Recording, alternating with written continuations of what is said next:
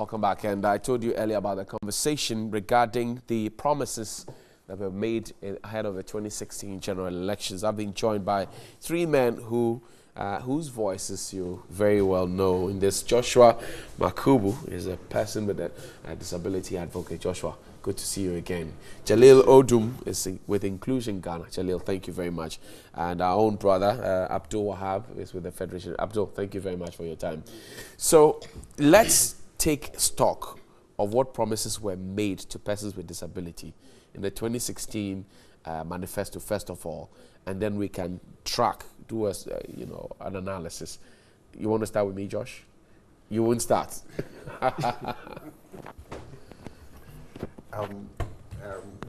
Very good morning to your listeners, especially my brothers and sisters from the OT Enclave, which I should be going for a referendum. Now pushing OT agenda too. Yes. Charlie. The NPP manifesto adopted some of the points the disability movement compiled ahead of the elections. And among them was the appointment of a substantive executive secretary to a National Council on Persons with Disability, decentralization of the offices of the National Council on Persons with Disability to the regional and to the district level, and then the increase of the Disability Common Fund from 2% to 3%. It was actually increased but not implemented by the NDC government. Okay. The NPP promised what they're implementing it. Okay. Then they also talk about maybe granting free education to persons with disability, ensuring that that particular provision, which is in the Persons with Disability Act of Ghana, Act 715, was fully implemented. So these were some of the things that we engage ourselves on ahead of the elections. Jalil, let's look at implementation now. These were promises that were made. I'm sure there are a lot more that we could think about. Inclusion was a big issue as well. What do you see? Are the promises being fulfilled? I wouldn't say that it's fully being implemented. However, I would say that there are some steps that are being taken. For instance, they also promised about an inclusive education for all. And obviously, I think that as part of the process, we now have a policy. Okay. There is some steps being taken to implement that policy, I would say. Obviously, one big thing is employment. Okay. Because when people get educated, I mean, people with disabilities get educated and they need jobs. They must have it. I mean, and it must be equity. I thought we're told that persons with disability would have the toll booths to themselves, so to get some employment. Well, toll booths. I mean, we want formal jobs. Okay. I think that's the whole point. I'm not saying that toll booths, is. But where you are qualified, you want to have your job. Absolutely. Right. And I think that we want to move away from the charity model that is being used to a more right-based model. So if we qualify for a particular job, we must have it. Right. We don't want so toll booths. Let's put them there because that's where they belong. I think that we want to move away from that. Abdul, you scoffed a bit when I talked about the toll booths. You have a red flag to raise?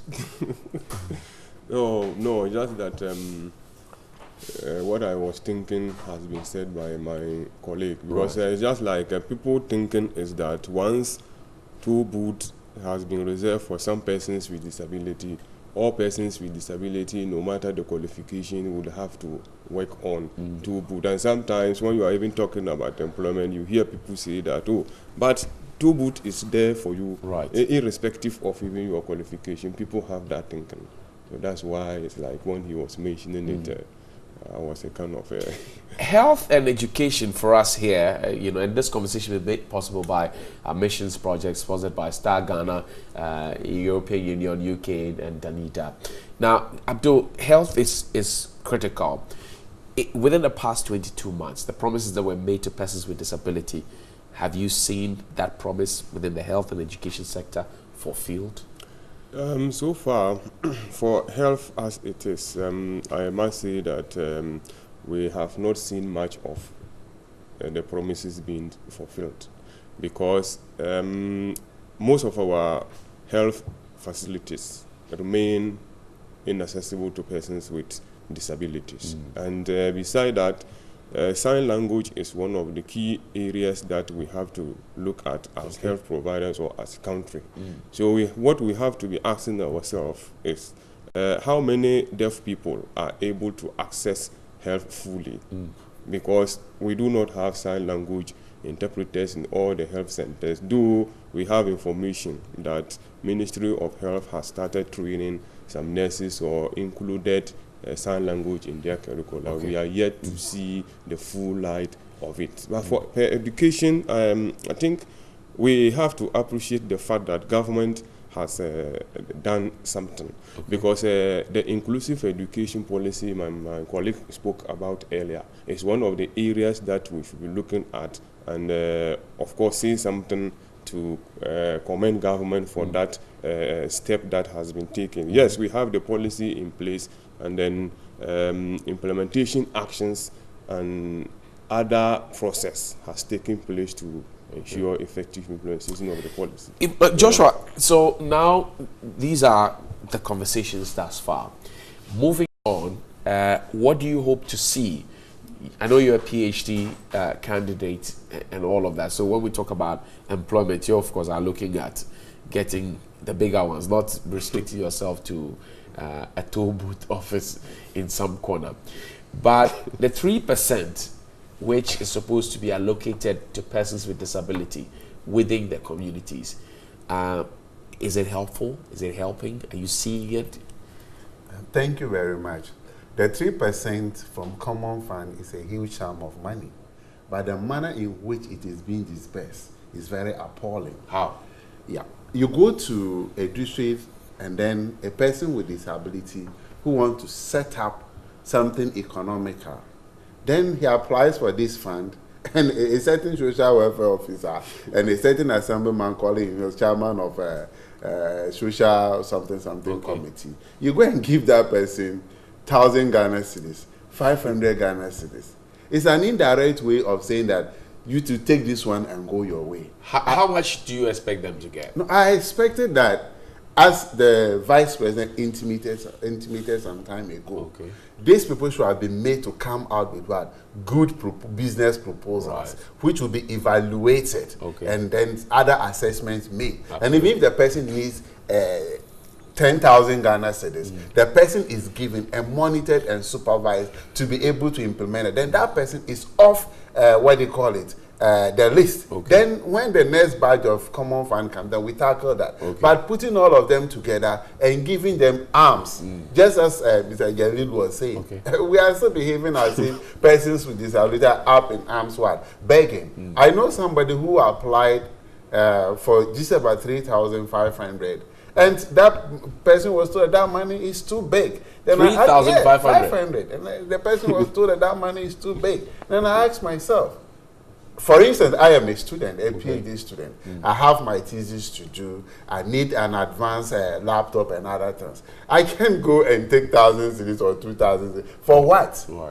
It wouldn't help in any way. So if indeed the 3% of the common fund has come and we mean business, I think government should take steps, and then some form of orientation should be provided to district coordinating directors, the district chief executive, the social welfare officers, and even those people who are serving on the committee, to let them know that, no, we need to do things.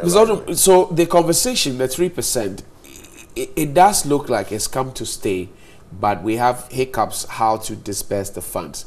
What is the conversation? What kind of conversation are we having with the duty bearers? That, look, you set this up for us from 2% to 3%, and we're still not feeling it. I think it's issues of misunderstanding of, how to apply, to how to put the money in good use. And so the ignorance of the beneficiaries are taken advantage of. So you have duty bearers who can even think that, okay, I'm giving you 1,000 cedis. I'm doing you a favor. Okay. Look, I'm going to give you 1,000 cedis, but you got to return 200 cedis to me. You know, that kind of. So it's kind of charity kind of conversations all the time. Now you have a situation where there is a guidelines which must be strictly followed, and here we are. I mean, disbursement committee just decides anyhow they're going to disburse it, and there's no monitoring whatsoever. I mean, of course, we are not saying that this is the same everywhere. Right. There are some districts that are doing very great well. job, Okay. and we need to commend them. But then you still feel that, I mean, the whole ideology around disability is that, oh, let's give them handouts. Let's give them handouts. Abdul, where do we go from here? Your closing thoughts. Where do we go from here? You are a spokesperson for the Federation of Disability Organizations. Yeah. I think based on the issues around the common fund, what I think we have to do is to ensure that we review the guidelines, so that the guidelines will meet a certain standard. That will make provisions for how people should access and use the common fund.